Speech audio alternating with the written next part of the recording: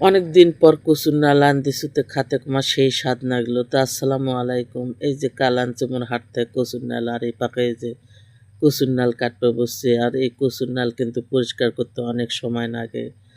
আগে তো আবাদ করা হয়েছিল, ভিয়ের থেকে টাটকা তুলে নিয়ে আসে, সাথে সাথে আনলে অত পরিষ্কার করবেন আগে না।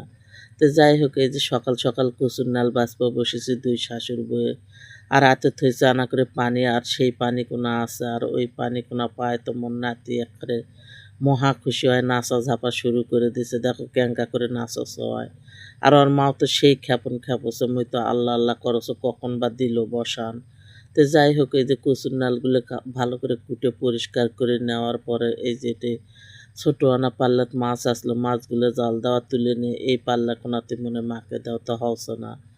এই কচুর নালগুলো মাখতে যায়, দেখছো হচ্ছে না, না পারে করায় তো আবার নামে নিনু।